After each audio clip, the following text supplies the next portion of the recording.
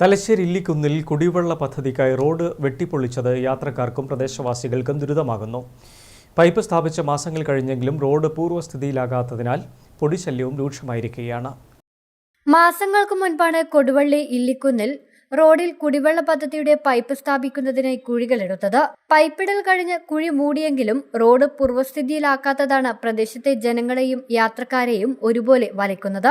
ചരൽമണൽ കൊണ്ടും മറ്റും കുഴി മൂടിയതിനാൽ വാഹനങ്ങൾ കടന്നു പോകുമ്പോഴും നല്ലൊരു കാറ്റടിച്ചാലും പൊടിയിൽ മുങ്ങുന്ന സ്ഥിതിയാണ്. റോഡിന് ഇരുവശവുമുള്ള വീട്ടുകാർക്ക് ഒന്ന് പുറത്തിറങ്ങാൻ പോലും കഴിയുന്നില്ല. പൊടിശല്യം കാരണം പ്രദേശത്തെ നിരവധി പേർക്ക് ശാരീരിക അസ്വസ്ഥതകളും ശ്വാസമുട്ടലും ഉൾപ്പെടെ അനുഭവപ്പെടുന്നുമുണ്ട്. ഇവിടെ പൊടിയായിട്ട് നമുക്ക് ജനലും വാതിലും ഒന്നും തുറക്കാൻ പറ്റാത്ത അവസ്ഥയാണ്. എല്ലാ ടൈമിലും നൈറ്റിലും ഡേ ആയാലും ഡേ ടൈം ആയാലും എല്ലാം പൊട്ടിയിടേണ്ട അവസ്ഥയാണ്.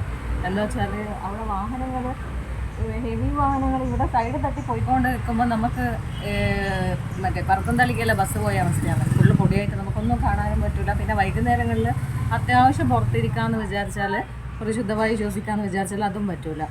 കൂടാതെ പ്രവൃത്തി നടത്തിയ ഭാഗത്തു നിന്ന് മെറ്റലുകളും മറ്റും തെറിച്ച് റോഡിന്റെ നടുവശത്തെത്തുകയും ഇവിടെ ഇരുചക്ര വാഹനങ്ങൾ ഉൾപ്പെടെ തെന്നി വീഴുന്നതുമെല്ലാം സ്ഥിരം കാഴ്ചയാവുകയാണ്. നിരവധി തവണ ബന്ധപ്പെട്ട അധികാരികളെ വിവരമറിയിച്ചെങ്കിലും കാര്യമായ നടപടികളൊന്നും തന്നെ ഉണ്ടായിട്ടില്ലെന്ന ആക്ഷേപവുമുണ്ട്.